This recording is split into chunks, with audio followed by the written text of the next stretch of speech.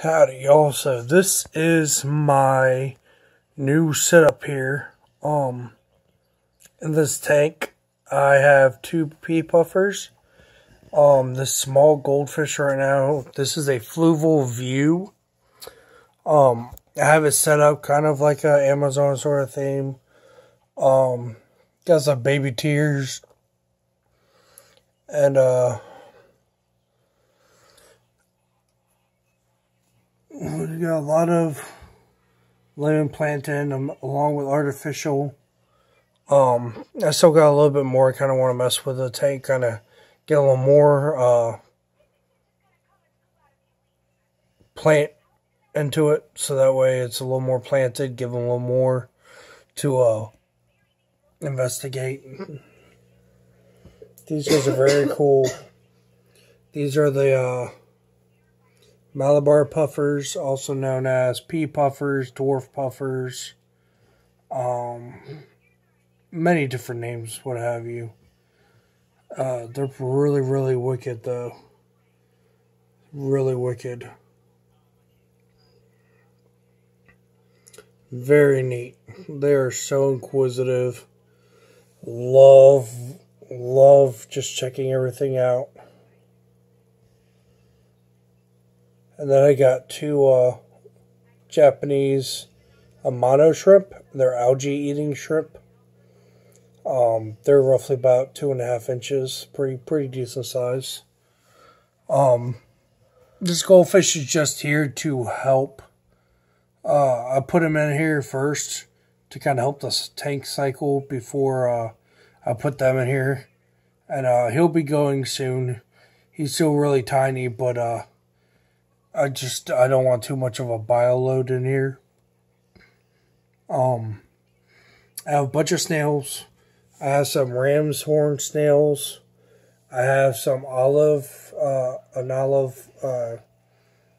nerite snail, nerite, whatever you want to call them. You can see a nerite snail back there. Those are wild caught. I caught them from a river here. They make really good snails for the aquarium. They don't get very big.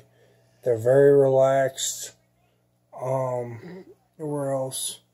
I've got another really, let's see if you can see, there's a really small one back there hanging onto that leaf. And then we have, you can see in the back there, those are the Malaysian trumpet snails. The puffers love these snails. The local fish store that I go to, it's called Paw. It's a pet and aquatic warehouse here in Virginia, and they only feed these guys blackworms, which is not, they need more than just, one thing. I always give everybody a different, all the fish get a multi-staple diet, so that way they can reach their truest potential that I can help give them. And plus in the wild, they don't just eat one thing. So I always try to give them different stuff, everybody, all my fish. Today they got blackworms. And one of them made a couple tubifex worms. The goldfish ate both. They also have had a couple snails. But that's what I got in here for them, kind of as a, when I don't feed them, that's what they got. It's kind of their like backup protein source or what have you. These guys are very aggressive. They do very well together. They are always together, no matter what. But the one thing I do have to say is that they love eating these snails. They literally will, it's like, I don't know, a joy they have attacking these snails. I witnessed it last night, and I wish I could have gotten on video, because let me tell you what, they are very intriguing. and they are very inquisitive and very dictated on how they behave and what they do on certain things. They look for a weakness in the snail and then attack it.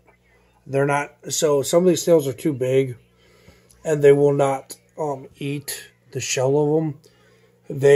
When the snail sticks its foot out, so the main body of the snail comes out, is when they attack it. One of them, they bit the eyes off him so he couldn't see, and then they would attack him from wherever they felt like they could get the biggest bite. Very, very interesting. It's pretty cool. But yeah, these are the pea puffers. They're very neat. Right now, my temperature is running at 75 degrees, and yeah, and my water is naturally acidic here anyway, so I don't worry about that. There is 4 or 5 grains of salt. I didn't want to do too much salt, but with these guys, they say any salt can be bad on some places, and some sources say salt's good. I just went ahead and put 4 or 5 grains of salt. This is a 5-gallon tank. So they're doing really well together. That's the only reason I did this, because I've been watching these guys for the past 2 or 3 weeks before I purchased them. And these guys live together in a group in a 10-gallon and have been just fine.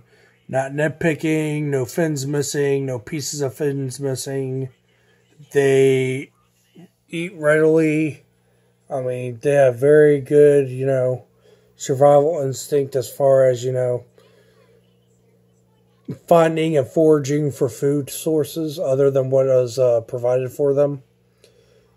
And they seem to be very healthy.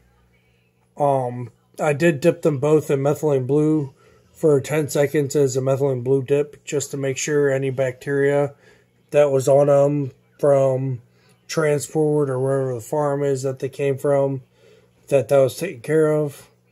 They, as I said, they eat snails. I give them black worms. Here soon will be small shrimp. I've got small ghost shrimp that they'll probably like. They don't mess with Amanos, the Japanese shrimp. They leave those guys well alone, pretty much. And yeah, I mean, this is so far so good. This is my nightstand on my bedside table.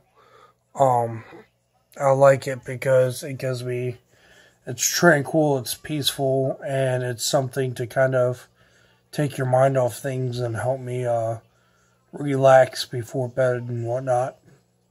So right now these guys are adorable, and I've fallen in love with these guys, and from here forth I might end up actually getting some more puffer fish, different varieties and whatnot.